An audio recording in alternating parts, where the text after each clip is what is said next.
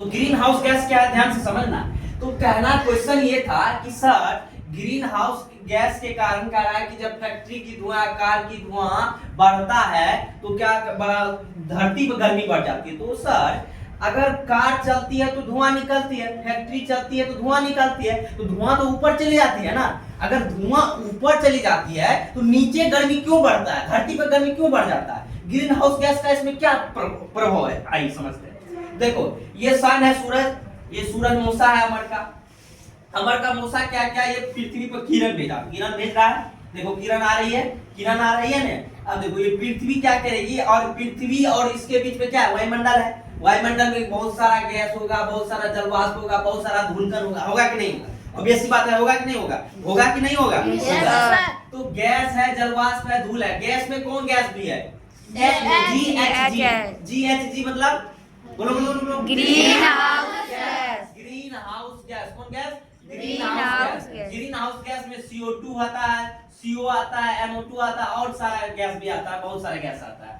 तो ये सूरज की किरण पृथ्वी पर जैसे आई, तो ये जो गैस था, जलवाष्प था, धूल था, ये CO2 था, CO था, NO था, ये क्या कर लेता है, सूरज की किरण में से कुछ गर्मी को क्या कर लेता है, एब्जॉर्ब कर लेता है, अवशोषित कर लेता है, अपने अंदर क्या कर लेता है, एब्जॉर्ब कर लेता है, अवशोषित कर लेता है। तो ये यहाँ से सूरज की किरण तो लगातार यहाँ तक आ ही रही है, अब बताओ कि रुकेगी, वो नहीं रुकेगी, लगातार आएगी, लगातार आएगी, लगातार आएगी। तो ये जो किरण आती रहती है, तो ये फिर जाती रहती है। लेकिन कुछ ये धूल कण, ये गैस, ये धूल, ये CO2, NO2, ये सारा क्या कर लेता है, एब्जॉर्ब कर लेता है, कुछ गर्मी को अपने अंदर क्या कर लेता है, एब्जॉर्ब कर लेता है, अवशोषित कर लेता है। और जब अवशोषित कर लेता है तो ये फिर से देखो, फिर से पृथ्वी की ओर भेज देता है, फिर से पृथ्वी की ओर भेज देता है, फिर से पृथ्वी की ओर भेज देता है, फिर से पृथ्वी की ओर भेज देता है। जिस कारण ये गर्मी तो आ ही रही है भैया, ये गर्मी तो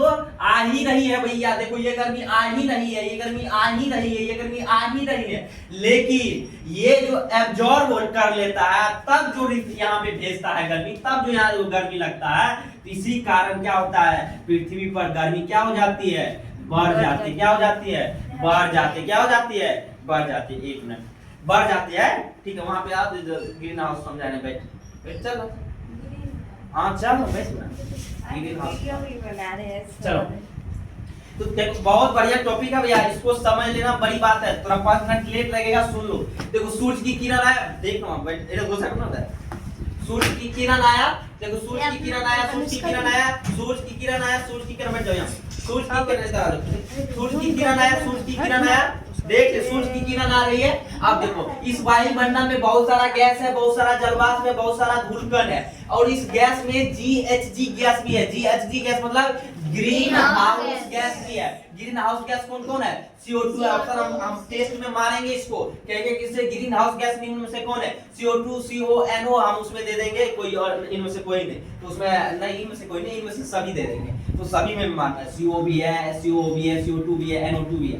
तो ये क्या कर लेता है, जो पृथ्वी पे गर्मी आती है, ये जो किरण आती है, कुछ एब्जॉर्ब कर लेती है। जैसे एब्जॉर्ब करती है, पृथ्वी फिर भेज देती है, तो इसी कारण पृथ्वी पर क्या बढ़ जाता है, गर्मी बढ़ जाता है। क्या बढ़ जाता है, गर्मी बढ़ जाता है। यही कारण है कि आपको लगता होगा कि जैसे जैसे हम ऊपर जाएंगे, सूरज नजदीक होता जाएगा, सूरज देवता नजदीक होता जाएगा, तो गर्मी बढ़ेगी। क्या लगता है ना, गर्मी बढ़ेगी, लेकिन उल्टा होता है। गर्मी क्या होता है, घटते जाता है। क्या हो जाता है, घटते जाता है। क्यों घटते जाता है, यही कारण समझ लिया ना, यही कारण घटते जाता। अब ये दो देखो स्लाइड में क्या क्या लिखा हुआ है, तुम लोग को समझ में नहीं आता होगा। अब आइए समझिए, ये बहुत उच्च चीज है, अभी समझने का जरूरत नहीं है, लेकिन आप लोग बहुत तेज बच्चा है, बहुत अच्छा बच्चा है, इसलिए हम समझ जाते हैं। एक होता है सूरज की विकिरण आ रहा है ना, ये विकिरण, किरण समझते हो ना, ये सूरज की किरण आ रहा है। इसमें होता है तरंगदैर्घ्य नामक प्राणी। क्या होता है, तरंगदैर्घ्य नामक प्राणी होता है। ये तरंगदैर्घ्य नामक प्राणी बहुत है, क्या होता है, निम्न होता है, और आवृत्ति नामक जो जंतु है ये उच्च होता है। अब देखो एक होता है ये होता है, इसको कहते हैं lambda, direct inversely proportional to 1/f। Lambda को तरंगदैर्घ्य से सूचित करते हैं, और आवृत्ति को f फ्रीक्वेंसी से सूचित करते हैं। मतलब अगर तरंगदैर्घ्य बढ़ेगा तो फ्रीक्वेंसी घटेगा। इनवर्सली प्रोपोर्शनल है ना, इनवर्सली विथ समानुपाती जिसको कहते हैं। अगर तरंगदैर्घ्य बढ़ेगी तो फ्रीक्वेंसी घटेगी, अगर ये फ्रीक्वेंसी बढ़ेगी तो तरंगदैर्घ्य घटेगी। समझ गया? तो यहाँ का जो सन के सूरज के पास का है, तरंगदैर्घ्य निम्न होता है लेकिन आवृत्ति उच्च होता है, ऊर्जा उच्च होता है। ठीक है, ऊर्जा इसके पास होगा ज्यादा, ऊर्जा होगा, ऑब्वियसली बात है, सूर्य के पास गर्मी ज्यादा होगा कि नहीं होगा? होगा।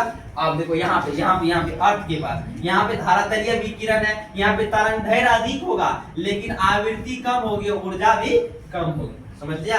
अब इसको यही है ग्रीन हाउस गैस। कौन सा प्रभाव? ग्रीन हाउस गैस प्रभाव। और भी पीछे आप लोग को समझाए थे क्या? तो ये सारा चीज है, बढ़िया से इसको ध्यान से रखना। चलो धन्यवाद।